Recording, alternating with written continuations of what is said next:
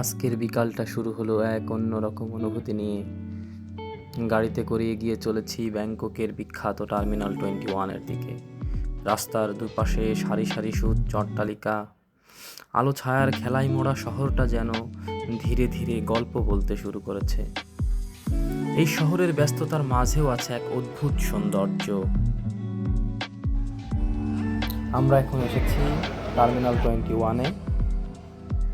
Terminal 21 যেখান থেকে সাইফ্রায়া নদী দিয়ে পুরা ব্যাংকক শহর ঘুরে দেখার জন্য ক্রুজ শিপগুলো ছেড়ে যায়। এটি শুধু একটি শপিং মল নয়, যেন শহরের ভেতর আর এক শহর। এই যে দেখা যাচ্ছে আমাদের সামনে দিয়ে একজন ট্যুর গাইড হাতে ব্যানার নিয়ে তার ট্যুরিস্টদেরকে ব্যাংকক শহর ঘুরে দেখার জন্য নিয়ে যাচ্ছেন।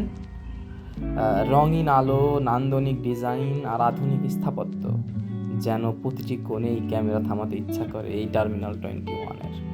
আমরা এসেছি প্রায় শেষ সময়ের দিকে। দেখা যাচ্ছে যে অধিকাংশ দোকানগুলাই বন্ধ হয়ে গিয়েছে।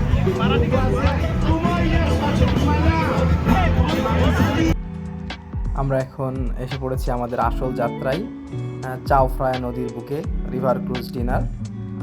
এখানে রিভার ক্রুজের সাথে সাথে ডিনার বুফে প্যাকেজ অন্তর্ভুক্ত থাকে। নৌকা ধীরে ধীরে চলতে শুরু করেছে। সন্ধ্যার নরম আলোয় রঙিন হয়ে উঠল ব্যাংকক শহর। নদীর পানিতে আলোদের যে একটা প্রতিবিম্ব, যেন এক জীবন্ত পোস্টকার্ড।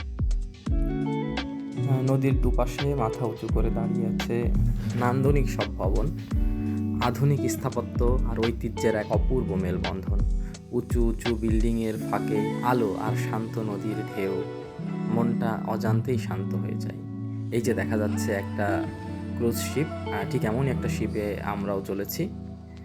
দূর থেকে ব্যাংকক শহর দেখা যাচ্ছে। ধীরে ধীরে আমরা চলে এসেছি ব্যাংকক শহরের প্রাণকেন্দ্রে। চারিদিকে ঝলমলে আলো, সুউচ্চ অট্টালিকা, 5 স্টার হোটেল, ব্যস্ত মার্কেট আর শহরের অবিরাম গতি। এই শহর কখনো থামে না, আর চাও ফ্রায়া নদী দিয়ে বয়ে চলে তার গল্প।